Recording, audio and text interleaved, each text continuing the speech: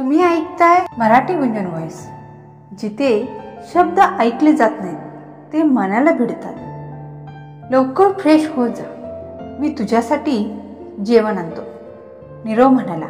आणि अक्षया फ्रेश होईपर्यंत तो तिच्यासाठी ज्यूस आणि जेवण घेऊन आला। अक्षया फार थकलेली होती, शरीरात ताकद नव्हती। हळूहळू ती फ्रेश झाली, मॅक्सी घातली आणि आपलं पोट धरून बेडवर कोसळली। अक्षया, तुला काय झालं? अशी का दिसते आहेस? नीरवने काळजीने विचारलं आणि तिच्या कपाळावरचा घाम पाहिला। नीरव, मला खूप वेळ उभी राहावं लागलं म्हणून थकवा जाणवतोय, अक्षयाने हळू आवाजात उत्तर दिलं आणि बेडवर पडली। अगं, आधी उठ आणि थोडा ज्यूस पिऊन घे, तू खूप वेळ काही खाल्लं नाहीयेस म्हणूनच असं होतंय, नीरव म्हणाला। नको, मला काही नको, मला चक्कर येते, मी झोपते, अक्षया म्हणाली। असं काही नको म्हणू, काहीही न खाल्ल्यामुळे चक्कर येते आणि तुला औषधही घ्यायची आहेत, असं म्हणत नीरवने तिला प्रेमाने पण आग्रहाने उठवलं। त्याने 4 घास जबरदस्तीने तिला खाऊ घातले आणि नंतर प्रेमाने समजावत बसला। थकलेल्या अक्षयाचा चेहरा पाहून कल्पना म्हणाल्या, अगं बघ ना, माझ्या लेकराला कुणाची तरी नजर लागली आहे बहुतेक, चेहराच फिका झालाय। त्यांनी पुन्हा एकदा तिची नजर काढली आणि म्हणाल्या, झोपून जा बाळा, खूप थकली आहेस, असं म्हणून सगळे बाहेर गेले। अक्षयाला जेवण खाऊ घातल्यानंतर नीरवने तिला औषधं दिली आणि म्हणाला, आता झोपून जा, तुला कोणी त्रास देणार नाही। अक्षया म्हणाली, पण तुम्ही अजून जेवले नाहीत ना, तुम्हीही काहीतरी खा। नीरव हसत म्हणाला, मी नंतर खातो, आधी तू आराम कर। अक्षयाने थोडी जिद्द दाखवली, तुम्ही सकाळपासून काही खाल्लं नाहीये आणि वरून आठवडाभर सतत काम करत आहात, थांबा, मी जयदादाला फोन करते, दादा तुमच्यासाठी इथे जेवण आणतील। तिने फोन घेतला आणि म्हणाली, जयदादा, नीरवसाठी जेवण इथंच रूममध्ये आणा ना। जयने लगेच उत्तर दिलं, ठीक आहे, मी घेऊन येतो, जय म्हणाला आणि काही वेळाने तो पूर्वासोबत अक्षयाच्या रूममध्ये आला। त्यांनी नीरवसमोर जेवणाचं ताट ठेवलं आणि दोघं, जय आणि पूर्वा, अक्षयाशी गप्पा मारत बसले। गप्पा मारता मारता अक्षया थकली आणि तशीच झोपून गेली। नीरवने हलकेच तिचं डोकं उशीवर ठेवून तिच्या पोटाजवळ एक उशी नीट लावली आणि एसीचं तापमान समयोजित केलं। तेवढ्यात जय म्हणाला, अरे नीरव, तू पण थोडा आराम कर, सगळ्या फंक्शनच्या कामात खूप दमला आहेस। हे बोलून तो पूर्वाला घेऊन बाहेर गेला। बाहेर सगळ्या पाहुण्यांना रिटर्न गिफ्ट देऊन आदराने निरोप देण्यात आला। कल्पना आणि मनीषा बोलत होत्या, समारंभ खूप छान पार पडला बघ, सगळं अगदी सुरळीत झालं। प्रतापराव आणि माधवराव आपापल्या कामाच्या कारणाने निघून गेले। थोड्या वेळाने पूर्वा जयच्या खोलीत गेली। जय खिडकीजवळ उभा होता। पूर्वाने मागून येऊन त्याला अलगद मिठी मारली आणि हळू आवाजात बोलू लागली। ती जे काही बोलत होती ते जय शांतपणे प्रेमाने ऐकत होता, प्रत्येक वाक्यावर हं असं म्हणत। पूर्वाने गोड आवाजात विचारलं, आपणही? जय तिच्या कमरेत हात घालत म्हणाला, मलाही अक्षयासारखंच डोहाळे जेवणाचं सेलिब्रेशन हवं आहे। पूर्वाने भुया उंचावत म्हणाली, काय? असं हवं असेल तर त्या आधीची प्रक्रिया खूप लांब असते बरं का, चला आत्ताच सुरू करू का? जयने हसत बिछाण्याकडे बघितलं आणि हलकं खोडकरपणे म्हणाला, चला ना मग। त्याचं बोलणं ऐकून पूर्वा क्षणभर स्तब्ध झाली आणि लगेच म्हणाली, अरे वेड्या, मी तसं म्हणाले नव्हते। तिने त्याच्या खांद्यावर 4 वेळा हलकेच हात मारले। मी म्हणाले होते, आपल्या लग्नानंतर त्या क्षणाची वाट बघते आणि तू तर आत्ताच सुरू करायला निघालास? नाही रे, आत्ता नाही, असं म्हणत पूर्वाने रागात त्याचे केस ओढले। जय हसत तिचे हात पकडतो आणि म्हणतो, ठीक आहे, समजलो, पण सांग ना, तुला खरं काय करायचं आहे? छी, थोडी तरी लाज बाळग, लग्न म्हणजे काय असतं ते तुला समजत नाही का? तू म्हणालास की अक्षयाच्या डिलिव्हरीनंतर बघू आणि आता लगेच तयार झालास? पूर्वाने त्याचं कॉलर पकडलं लग्नासाठी सगळ्यांची परवानगी लागते, पण यासाठी फक्त आपण दोघंच पुरे आहोत, बरोबर ना? जय हसत म्हणाला, अगं अगं काय बोलतेस तू? अशा गोष्टी बोलायला लागलीस कधीपासून? आणि हे सगळं शिकली कुठून? पूर्वाने खोडकरपणे उत्तर दिलं, अशा गोष्टी कोणी शिकवत नाहीत जय, आपणच आपोआप शिकतो. जय हलकेच तिच्या जवळ गेला, तिच्या कमरेभोवती हात टाकत म्हणाला, मला एक किस हवी आहे, देणार का तू? पूर्वा लाजत म्हणाली, कोणी सांगितलं दे म्हणायला? जय हसला आणि म्हणाला, दे म्हणायची गरज नाही, मीच घेतो. असं म्हणत त्याने हळूच तिच्या ओठांवर आपले ओठ ठेवले. अक्षयाला झोपून साधारण तासभर झाला होता. अचानक तिला थोडी अस्वस्थता जाणवली. ती कशीबशी उठून बसली. पोटात हलकेच मुरड उठत होती. ती वॉशरूममध्ये जाऊन परत आली आणि पलंगावर बसून पाणी प्यायला लागली. तिच्या हातातील बांगड्यांच्या आवाजाने नीरवने डोळे लगेच उघडले. काय झालं अक्षया, ठीक आहेस ना? हो नीरव, काही नाही, थोडं अस्वस्थ वाटतंय, अक्षया म्हणाली. नीरवने लगेच तिची औषधं काढली आणि तिला दिली. मग तो उठून थोडा ज्यूस घेऊन आला आणि म्हणाला, हा ज्यूस घे, थोडा पिऊन घे. ज्यूस पिऊन अक्षया म्हणाली, आता बरं वाटतंय, तुम्ही झोपा. पण तिच्या चेहऱ्यावर थोडी उदासी पाहून नीरव शांत बसू शकला नाही. त्याने हळूच तिचा हात धरला आणि म्हणाला, चल थोडं बाहेर जाऊया. त्यावेळेला रात्रीचे 11 वाजले होते. सगळे झोपलेले होते. इतक्या रात्री कुठे चाललो आहोत नीरव? अक्षयाने विचारलं. नीरव थोडं हसत म्हणाला, थोडा वेळ शांत बसशील का अक्षया? त्याच्या त्या शब्दांवर अक्षयाने थोडं रुसून तोंड फुगवलं आणि गप्प झाली. नीरवने कार पार्किंगमधून बाहेर काढली आणि अक्षयासमोर थांबवली. तो उतरून आला. अक्षयाचा हात धरून तिला फ्रंट सीटवर अलगद बसवलं. तिची सीट बेल्ट नीट केली आणि परत ड्रायव्हिंग सीटवर बसला. कार सुरू झाली. अक्षया शांतपणे खिडकी बाहेर बघत होती. नीरवने AC सुरू न करता खिडक्या खाली केल्या, ज्यामुळे गार वारा त्याच्या चेहऱ्यावर येत होता. त्या थंड वाऱ्याने दोघांचं मन शांत झालं. अक्षयाला थोडं बरं वाटायला लागलं. ती बाहेरच्या अंधुक रस्त्याकडे बघत होती. तेवढ्यात नीरवने एकांतात कार थांबवली. आजूबाजूला काहीही नव्हतं. शांतता आणि रात्रीचा मंद वारा. इथे का थांबलात? अक्षयाने गोंधळून विचारलं. नीरव कारमधून उतरला आणि अक्षयाचाही हात धरून तिला बाहेर आणलं. दोघेही कार समोर आले. नीरव कारच्या बोनेटवर बसला. अक्षयाने रडवेल्या चेहऱ्याने त्याच्याकडे पाहिलं. नीरवला तिचा तो चेहरा पाहून हसू आलं. ते पुन्हा आपला हात पोटावर ठेवला आणि नंतर नीरवकडे बघितलं. नीरव उठला आणि तिला आपल्या दोन्ही हातात अलगद उचललं. तो तिला कारच्या बोनेटवर बसवू लागला. तेव्हा अक्षया घाबरून म्हणाली, नीरव मला भीती वाटते, प्लीज असं करू नका. नीरव हसत म्हणाला, अगं काही होणार नाही, मी आहे ना तुझ्यासोबत. आणि तसं बघ, तू फिरवून 40 किलोही नाहीस, त्यातला अर्धा तर माझं बाळ वजन करतोय. अक्षया अजूनही थोडी घाबरलेली म्हणाली, तरीही मला थोडी भीती वाटते. अक्षयाने हळू आवाजात काहीतरी पुटपुटलं. नीरवने तिला हलकेच बसवलं आणि स्वतःही तिच्याजवळ बसला. त्याने तिला अलगद आपल्या मिठीत घेतलं. त्या स्पर्शाने अक्षयाच्या चेहऱ्यावर हलकं हसू उमटलं. थँक्यू नीरव, ती म्हणाली आणि आपलं डोकं त्याच्या खांद्यावर टेकवलं. ती त्या क्षणात पूर्णपणे हरवली होती. नीरवने तिच्या खांद्याभोवती आपले हात हलकेच गुंडाळले आणि विचारलं, आता बरं वाटतंय ना? अक्षया डोळे मिटून म्हणाली, हो, आता छान वाटते नीरव. इथे खूप शांतता आहे, मनाला सुकून देणारी. नीरव हसला आणि म्हणाला, अगं तू कायम घरातच असतेस, कधी बाहेर पडत नाहीस. कधी कधी असं बाहेर यायला हवं, बरं वाटतं. अक्षयाने हलकंसं हसत उत्तर दिलं, आतापासून तुम्हीच घेऊन जाल ना मला बाहेर, मग अजून काय हवंय? नीरवच्या चेहऱ्यावर गोड हसू उमटलं.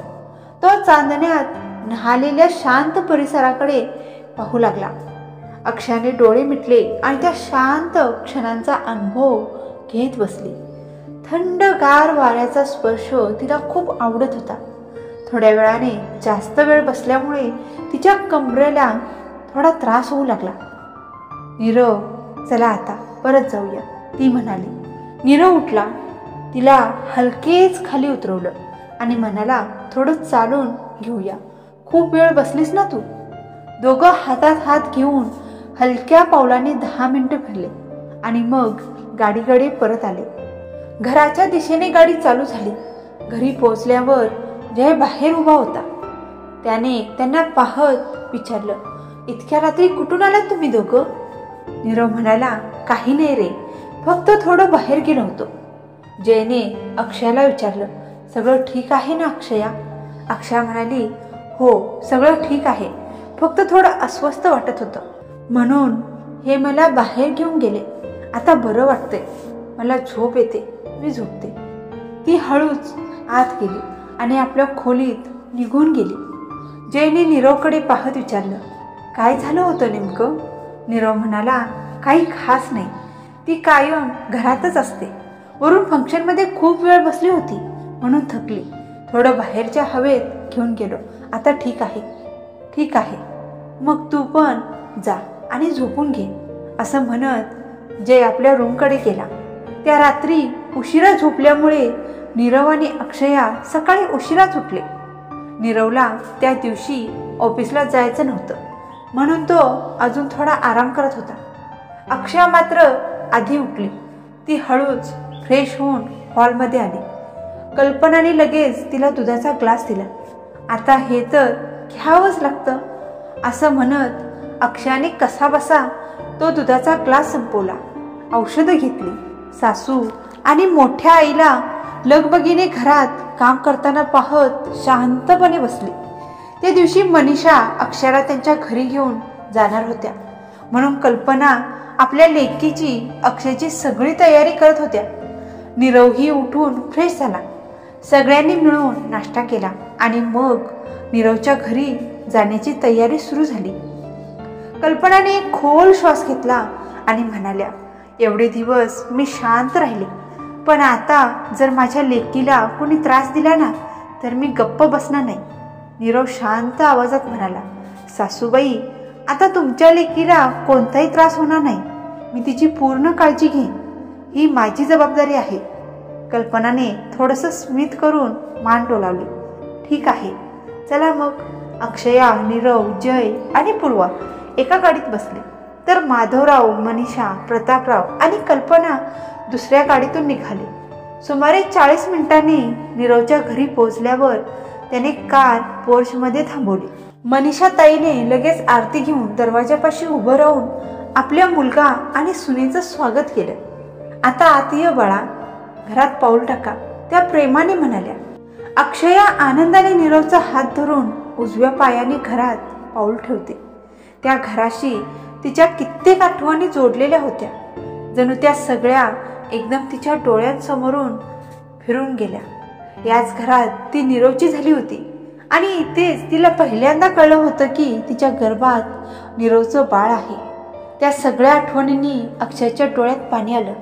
मनीषा म्हणाल्या, नीरव, अक्षयला तिच्या खोलीत घेऊन जा, प्रवास करून आली, थकली असेल, जास्त वेळ अशी उभी राहू देऊ नको, जा थोडं विश्रांती घेऊ दे, आम्ही लंचची तयारी करतो.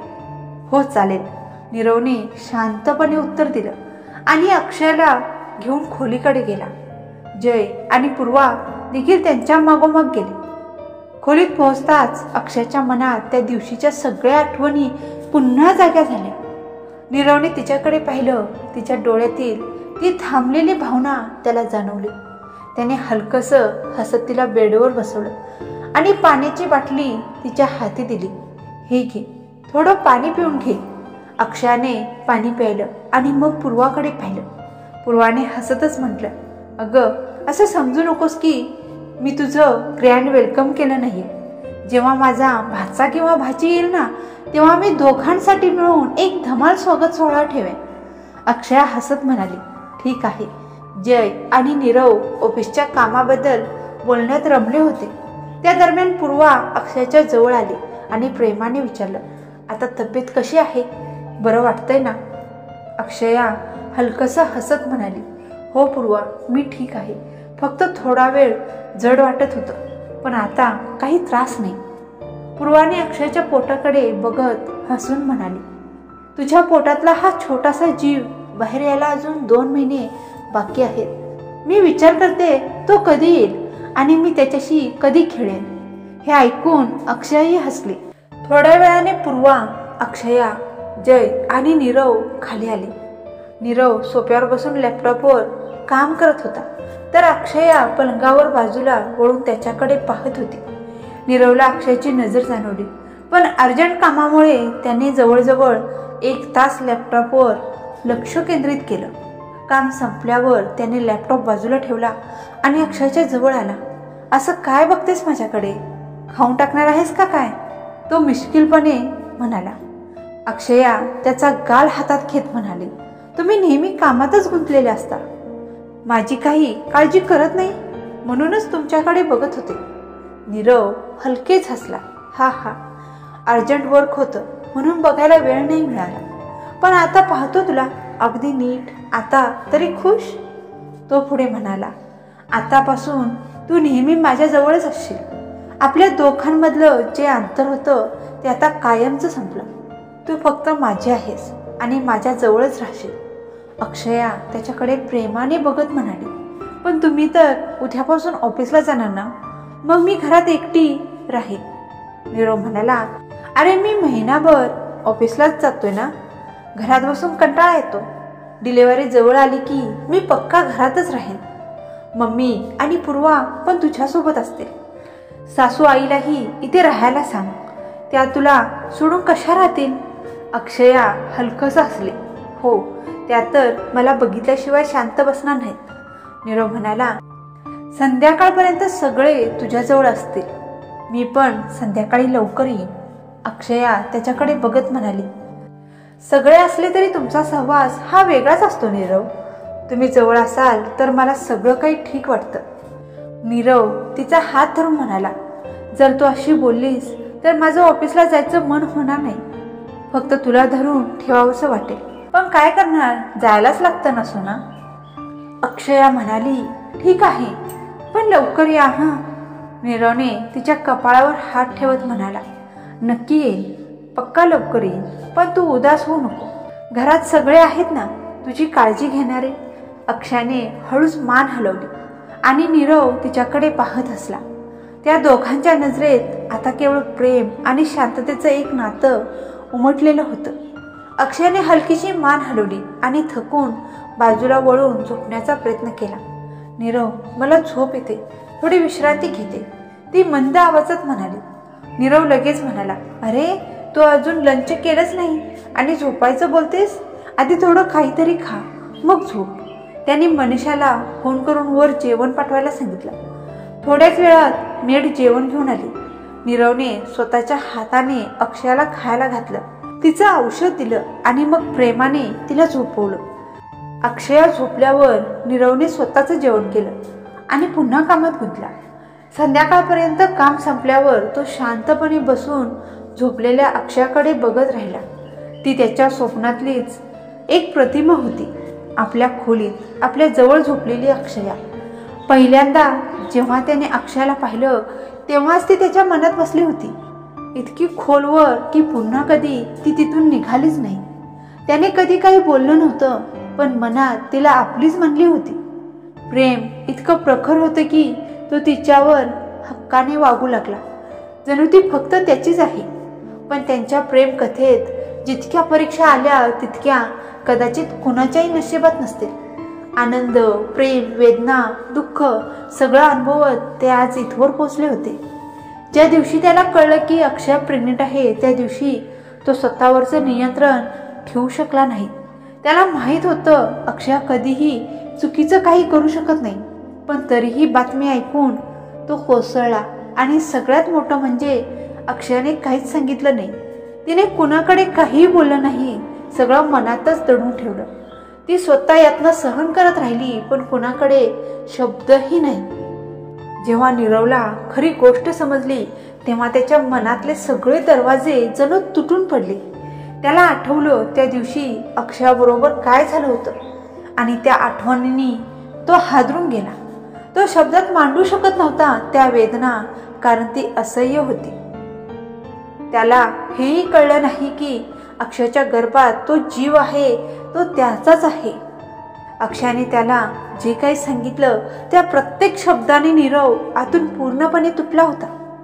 तो हेच सगळं आठवत बसला होता आणि समोर झोपलेल्या अक्षयाचा शांत चेहऱ्याकडे बघत होता.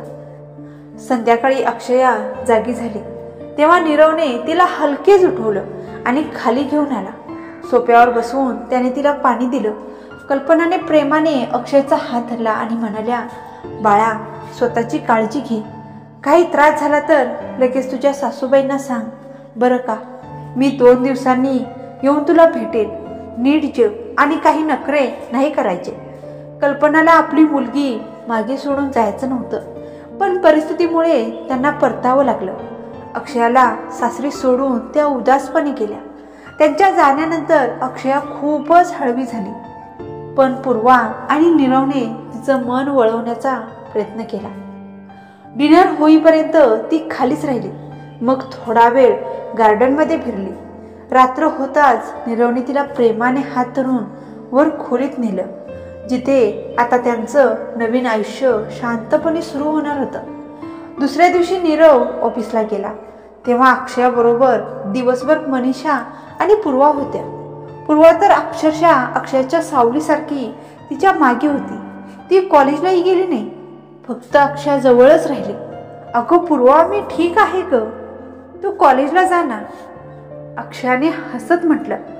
पण पूर्वा काही ऐकायला तयार नव्हती. नाही वहिनी, मला कॉलेजपेक्षा तू जास्त महत्वाची आहेस. मी तुझ्या जवळच राहणार, ती ठामपणे म्हणाली.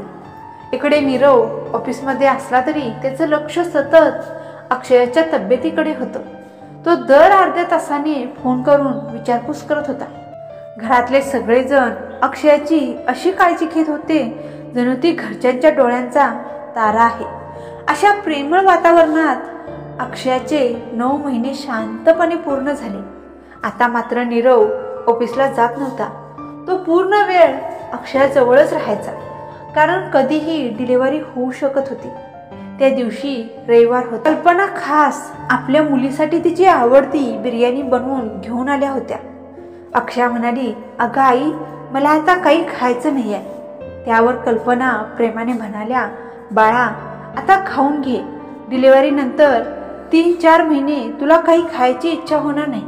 आता पोटभर खा, म्हणजे ताकद राहील. असं म्हणत त्याने प्रेमाने अक्षयाच्या हातात प्लेट दिली. अक्षयाही त्यांच्या मनापासूनच्या आग्रहाने हसत हसत खाऊ लागली. जेवण झाल्यानंतर कल्पनाने तिला थोडं ताक दिलं आणि म्हणाल्या, थोडं चालून घे आता, म्हणजे बरं वाटेल. अक्षया हलकेच उठली आणि हॉलमध्ये हळूहळू चालू लागली. इकडे सगळे लोक डायनिंग टेबलवर बसून जेवत होते. सुमारे 10 मिनिटं चालल्यावर अक्षया परत सोफ्यावर येऊन बसली. ती थोडी दमलेली दिसत होती. आई, तुम्ही इतकं खायला दिलं की आता तर श्वास घ्यायलाही त्रास होतोय, ती थोडं हसत म्हणाली आणि पाणी प्यायली. पण तिच्या चेहऱ्यावर काहीतरी वेगळंच दिसत होतं. नीरवने ते पाहताच पटकन जेवण संपवलं, हात धुतले आणि तिच्याकडे धावत गेला. काय झालं अक्षया, काही त्रास होतोय का? गरज असेल तर लगेच हॉस्पिटलला जाऊया, तो काळजीने म्हणाला. अक्षयाने हळू आवाजात सांगितलं. नीरव, थोडं जडपणा जाणवतोय. इतकं बोलून तिने अचानक पोट धरलं आणि वेदनेने जोरात किंचाळली. आई, तिच्या किंचाळण्याचा आवाज ऐकून सगळे घाबरले. डायनिंग टेबलवरचे सगळे ताबडतोब उठून धावत तिच्याकडे आले. काय झालं बाळा? कल्पनाने घाबरून विचारलं. अक्षयाची अवस्था पाहताच त्यांनी क्षणात ओळखलं. डिलिव्हरीची वेळ आली, तर अक्षयाला हॉस्पिटलला घेऊन चला, त्या घाईघाईने म्हणाल्या. जय, लगेच कार तयार कर. जय धावत गेला. कार बाहेर काढली आणि इंजिन स्टार्ट केलं. इकडे नीरवने क्षणाचाही विलंब न करता अक्षयाला उचललं. तिला सावधपणे उचलून घेतलं आणि मागच्या सीटवर झोपवलं. सगळ्यांच्या चेहऱ्यावर काळजी आणि घाई होती. कारमध्ये बसताच नीरवने देवाचं नाव घेतलं आणि हॉस्पिटलकडे गाडी वेगाने निघाली. नीरवने अक्षयाला आपल्या मिठीत घेतलं आणि तिच्या डोळ्यात पाहत प्रेमाने म्हणाला, काही होणार नाही अक्षया, अजून थोडंच अंतर बाकी आहे, आपण लगेच हॉस्पिटलला पोचतोय, सगळं ठीक होईल. पण अक्षया वेदना सहन करू शकत नव्हती. ती रडत म्हणाली, नीरव, मला सहन नाही होतंय. अक्षयाचा तो तडफडणारा चेहरा पाहून सगळ्यांच्या डोळ्यात पाणी आलं. पण त्या क्षणी काहीच करण्यासारखं नव्हतं. जयने कारचा वेग वाढवला आणि 10 मिनिटात हॉस्पिटलमध्ये पोहोचला. डॉक्टरांना आधीच फोन करून सांगितलं गेलं होतं, म्हणून सगळं तयार होतं. अक्षयाला लगेच स्ट्रेचरवर झोपवलं गेलं आणि डिलिव्हरी रूममध्ये नेलं. आतून अक्षयच्या वेदनेचे ओरडण्याचे आवाज येत होते आणि बाहेर नीरव बेचैनपणे इकडे तिकडे फिरत होता. काही होणार नाही बाळा, सगळं ठीक होईल. आई आणि बाळ दोघेही सुरक्षित राहतील, मनीषाने त्याला समजावून सांगितलं. पण तरीही नीरवचं हृदय धडधडत होतं. त्याची नजर सतत ऑपरेशन थिएटरच्या दरवाजावरच होती. इकडे कल्पना देवासमोर हात जोडून प्रार्थना करत होत्या. हे देवा, माझ्या मुलीला सुखरूप प्रसूती होऊ दे. आई बाळ दोघेही स्वस्थ राहो. सुमारे अर्धा तास त्या कठीण प्रसंगानंतर आतून प्रथम अक्षयाची जोरात किंकाळी ऐकू आली आणि त्यानंतर एका नवजात बाळाच्या रडण्याचा गोड आवाज. क्षणातच सगळ्यांच्या चेहऱ्यावर आनंदाचा प्रकाश पसरला. थोड्याच वेळात डॉक्टर साहेब बाहेर आले. त्यांच्या हातात गुलाबी टॉवेलमध्ये लपटलेलं लहानसं बाळ होतं. ते नीरव समोर येऊन थांबले. नीरव काही क्षण थबकला. हे मी कसं उचलू? माझ्या हातात हा एवढा छोटासा जीव. त्याचे हात थरथरत होते. मनीषा आणि बाकी सगळे जवळ आले. नीरवने हळूवार हात पुढे केला आणि त्या थरथरणाऱ्या हातात पहिल्यांदा आपल्या मुलीला घेतलं. त्याच्या डोळ्यात पाणी आलं. त्या क्षणी त्याच्या अंतर्मनात एक वेगळंच भावविश्व जागं झालं. हे माझं बाळ आहे, माझ्या जीवाचा तुकडा. अक्षयाने कधीतरी म्हटलेले शब्द त्याला आठवले आणि त्याचे डोळे पाणावले. त्याने आपल्या मुलीच्या कपाळावर अलगद चुंबन घेतलं आणि अश्रूंमधूनच हसला. सगळ्यांनी डॉक्टरला विचारलं, डॉक्टर साहेब, अक्षया कशी आहे? डॉक्टर म्हणाले, आई आणि बाळ दोघंही ठीक आहेत. अर्ध्या तासानंतर आम्ही अक्षयाला रूममध्ये शिफ्ट करू, तुम्ही भेटू शकता. हे ऐकून सगळ्यांच्या चेहऱ्यावर समाधान आले. अक्षया आणि बाळ दोघंही ठीक आहेत. सगळे आनंदाने म्हणाले. नीरवने 10 मिनिटं आपल्या बाळाकडे प्रेमाने पाहिलं. तिच्या छोट्या हातांवर बोटं फिरवली.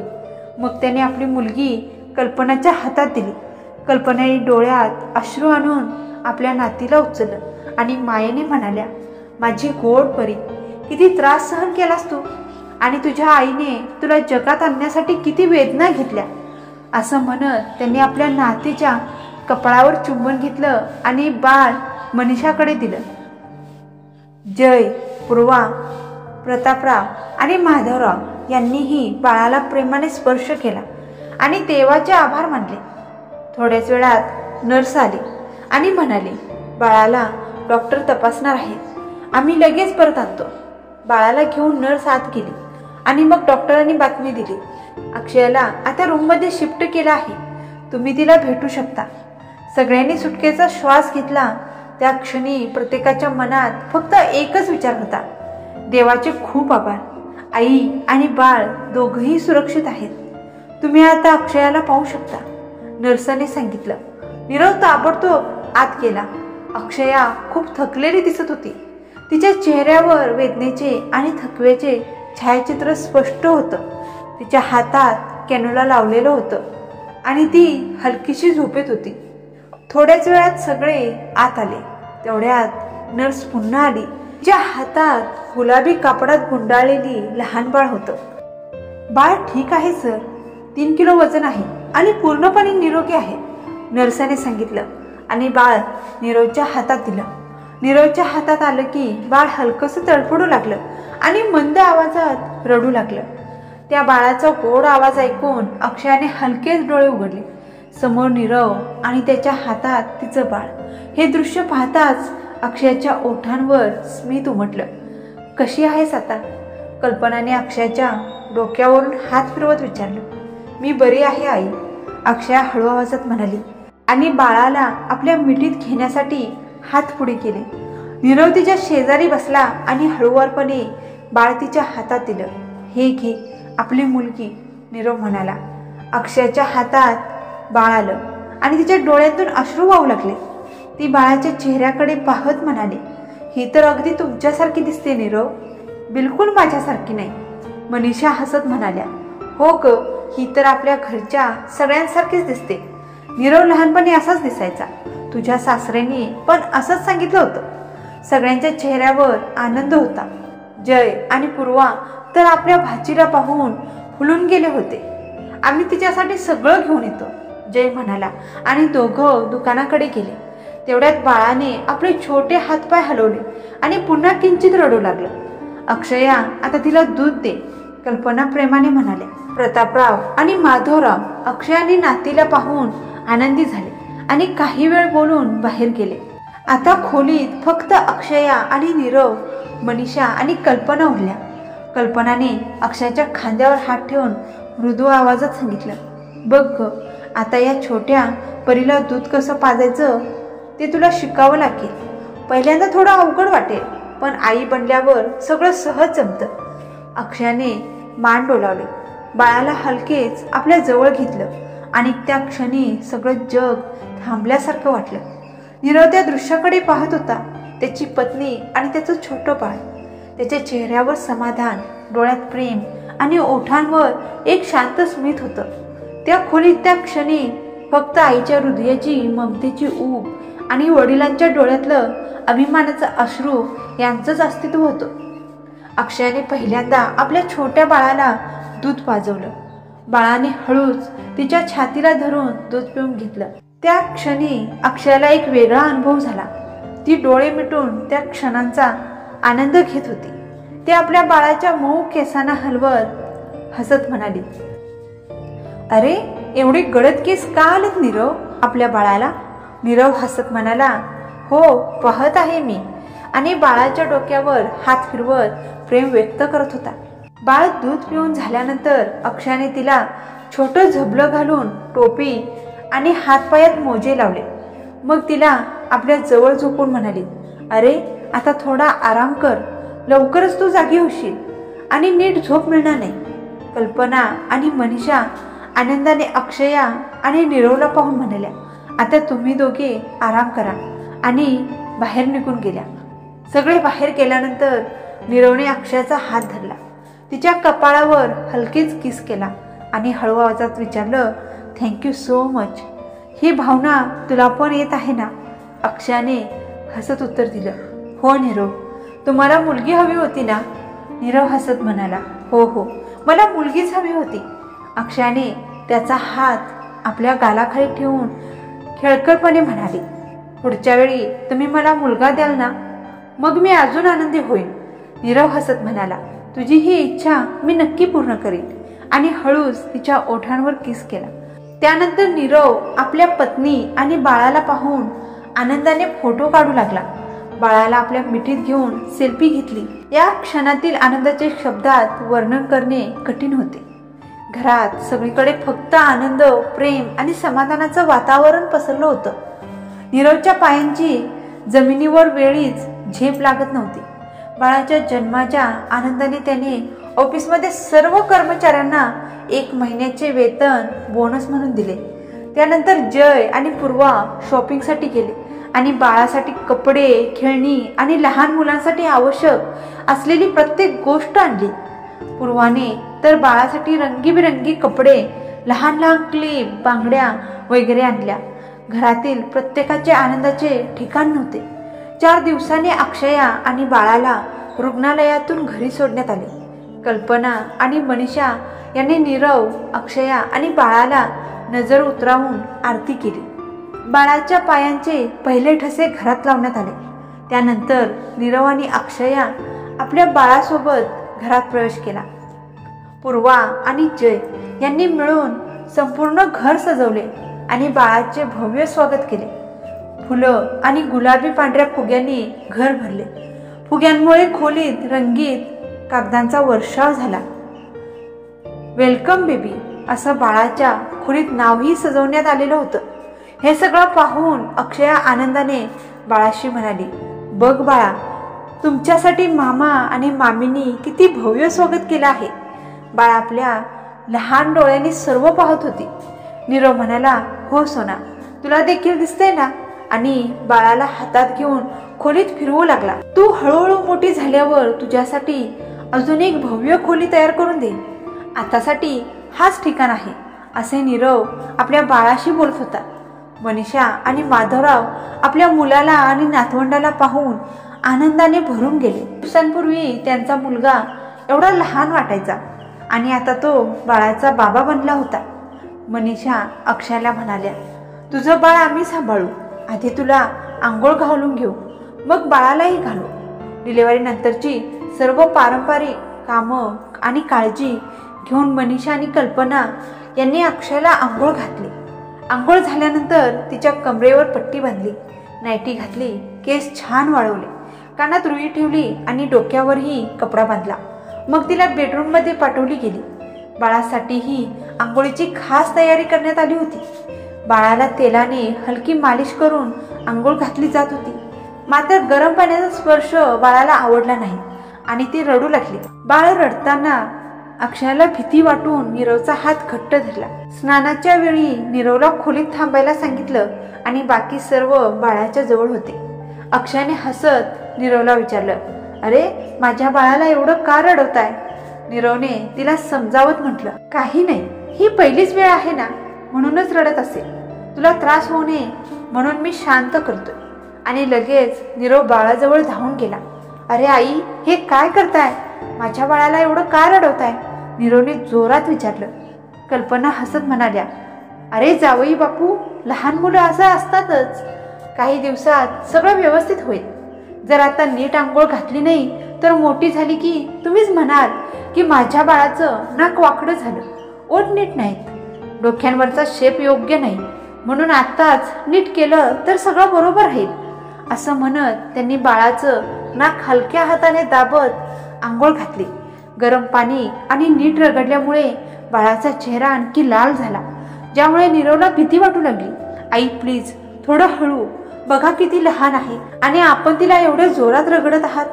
नीरव दुःखी होऊन म्हणाला. कल्पना म्हणाल्या, अरे तुम्ही इथे कसे आलात? आज जा, तुम्ही इथे उभं राहू नका म्हणून सांगितलं होतं. हे ऐकून नीरव भारी मनाने बाळाकडे पाहत हळूहळू खोलीत गेला. बाळ बाहेर रडत होतं आणि नीरवच्या हृदयाला वेदना होत होत्या. त्याला फक्त इतकंच वाटायचं की कधी त्याचं बाळ नीट आंघोळ झाल्यानंतर तिला मुलायम टॉवेलने पुसून नवीन कपडे घालून आणि डोळे सुरक्षित ठेवण्यासाठी काजळ लावून अक्षयाच्या जवळ दिलं जाईल. हे घे तुमचं बाळ, असे म्हणत दोघींनी बाळ अक्षयाच्या हातात दिलं. बाळ रडत होतं. अक्षयाने सगळ्यात पहिला बाळाला दूध दिलं. बाळाला जन्म दिल्यानंतर आईला जी औषधे घ्यावी लागतात ती सर्व मनीषा आणि कल्पना यांनी अक्षयाला दिली. ती औषधे घेतल्यानंतर थोड्या वेळेसाठी फक्त इडली आणि लसूणची चटणी दिली आणि थोडा आराम करण्यास सांगितले. आता आई बाळ हॉलमध्ये आली. अक्षया बाळाच्या जवळ बसून तिच्याकडे पाहत आनंद व्यक्त करत होती. कसं वाटतंय? नीरवने जवळ बसून विचारलं. अक्षया हलक्या हसण्यासह म्हणाली, आज थोडा आराम मिळाला, पण अजून थोड्या वेदना आहेत आणि आपलं पोट पकडली. नीरवने काळजीने विचारलं, औषधं घेतलीस का? हो, आता घेतली, लवकर आराम होईल, अक्षयाने उत्तर दिलं. बाळाच्या जन्मानंतर अक्षयाच्या चेहऱ्यावर एक नवीन चमक आली होती. ती पूर्वीपेक्षा अधिक सुंदर, मातृत्वाच्या सौंदर्याने भरलेली दिसत होती. नीरव प्रेमाने हसत म्हणाला, माझ्या बाळाच्या आगमनानंतर तुझ्या चेहऱ्यावर एक वेगळीच ग्लो आली आहे, पूर्वीपेक्षा खूप सुंदर दिसत आहे. अक्षया हलक्या हसण्यासह म्हणाले, हो म्हणजे आधी मी इतकी सुंदर नव्हते, फक्त आपल्या बाळाच्या आगमनानंतर सुंदर झाले का? नीरव हसत म्हणाला, अरे आधी सुद्धा होतीस, पण आता अजून जास्त क्यूट आणि सुंदर झालीस. त्याने अक्षयाच्या हलक्या गालांवर प्रेमाने चुंबन केलं आणि म्हणाला, थँक्यू. अक्षया हसत आणि लाजत म्हणाली, नीरव तुम्ही किती वेळा सांगाल? नीरव हसत म्हणाला, परत परत सांगतो माझी जान, तुम्ही मला आयुष्याचं सर्वात सुंदर देणं दिलं. इतकी सुंदर भेट देण्यासाठी तुमचे कितीही आभार मानले तरी कमी आहेत, असं नीरवने आपल्या झोपलेल्या बाळाकडे पाहत प्रेमाने म्हटलं. अक्षया देखील बाळाला पाहून हसली आणि तिच्या डोक्यावर हात फिरवत म्हणाली, अगदी आपल्यासारखीच आहे बघा माझी बाळ. नीरव गर्वाने म्हणाला, अरे आता तुम्हीही थोडा आराम करा, मी फ्रेश होऊन येतो. तू झोप, बाळ उठेल. असं सांगून नीरव फ्रेश होण्यासाठी निघून गेला. अक्षय झोपेत हरवली आणि बाळाच्या भोवती सावधपणे हात ठेवून शांत झोपली. नीरव फ्रेश होऊन परत आला तेव्हा त्याने अक्षया आणि बाळाला झोपलेलं पाहिलं. त्याने आनंदाने पाहत तोही बाळाच्या जवळ जाऊन झोपू लागला. अशा प्रकारे त्या घरात बाळासह आनंदाची फुले फुलली.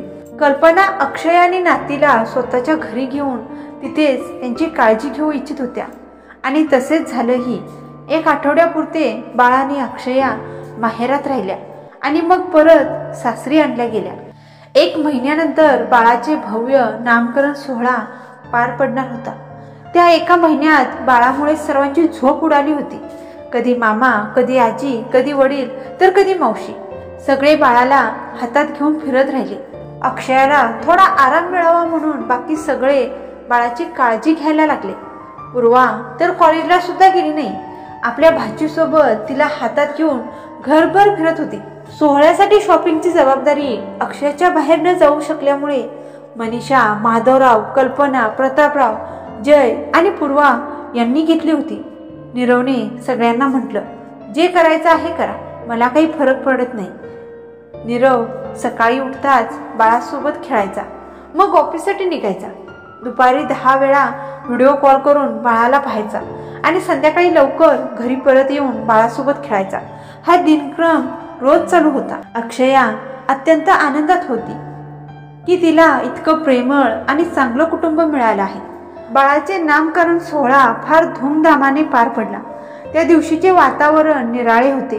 प्रत्येकजण उत्साहात होतं आणि त्या दिवशीच्या तयारीचे, गडबडीचे आणि आनंदाचे क्षण पाहण्यासारखे होते. माधवरावांनी आपल्या नातीच्या नामकरण सोहळ्यासाठी फार सुंदर व्यवस्था केली होती. ओळख, परिचय असलेले नातेवाईक, मित्र, व्यावसायिक सगळी मंडळी आमंत्रित केली होती. त्या दिवशी नीरवच्या घराला बाळाच्या सोहळ्यासाठी अत्यंत सुंदर प्रकारे सजवण्यात आले होते. सगळे तयार बसून नीरव आणि अक्षयची वाट पाहत होते. अक्षया निळसर हिरव्या रंगाच्या सुंदर रेशमी साडीत सजली होती. तर नीरवने त्याच्याशी जुळवून निळ्या रंगाचा शर्ट आणि क्रीम रंगाची जीन्स घालून तयार झाला होता. बाळाला लहानसा रेशमी लेहंगा घालून तयार केलं जात होतं आणि ही जबाबदारी कुणी केली माहितीये का? तर पूर्वाने स्वतः उचलून केली होती. आपल्या भाचीलाही सुंदर बनवण्याची जबाबदारी तिने घेतली होती. अरे किती वेळ लागणार आहे अशी तक्रार जय करीत होता, पण पूर्वाला काही फरक पडत नव्हता. तिला फक्त आपल्या भाचीला सुंदर बनवायचं होतं. नेल पॉलिश पासून मेहंदीपर्यंत मुली वापरतात अशा सगळ्या गोष्टी लहान बाळाला लावत पूर्वा खूप आनंदित होती. पूर्वाची ही आनंदी अवस्था पाहून अक्षय आणि नीरवही हसत होते. बाळ पूर्णपणे सजल्यावर पूर्वाने तिला अक्षयाच्या हातात दिली आणि म्हणाली, घे, माझी भाची तयार झाली. पूर्वा नंतर स्वतः तयार होण्यासाठी खाली गेली आणि जाताना म्हणाली, बाळाला थोडंसं दूध दे, नाहीतर रडेल. अक्षयाने बाळाला दूध पाजलं आणि मग तिघही खाली आले. खाली आल्यावर सर्वांचे लक्ष फक्त त्यांच्यावर टिकलं. सर्वजण त्यांना पाहून आनंदी होते आणि त्यांचे फोटो काढत होते. नीरवने आपलं बाळ घेऊन पूजास्थळी ठेवलं. गुरुजींनी पूजा सुरू केली आणि जवळपास 1 तास विधिवत सर्व विधी पार पडले. पूजा संपल्यानंतर गुरुजींनी नीरवला विचारले, बाळाचं नाव काय ठेवलं जाणार आहे बेटा? सगळ्यांनी नाव ठरवण्याची जबाबदारी नीरववर सोडली होती आणि सर्वजण उत्सुकतेने त्याच्याकडे पाहत होते. नीरवने तांदळाने भरलेल्या ताटात 3 वेळा अविरा हे नाव लिहिले. हे नाव पाहून सर्वांना खूप आवडले. मग काय मित्रांनो, कसा वाटला तुम्हाला आजचा एपिसोड? आवडला असेल तर नक्की लाईक, शेअर आणि कमेंट करायला विसरू नका. त्याचसोबत चॅनेलवर जर नवीन असाल तर सबस्क्राईब सुद्धा करा. भेटूया पुढच्या भागात. तोपर्यंत धन्यवाद.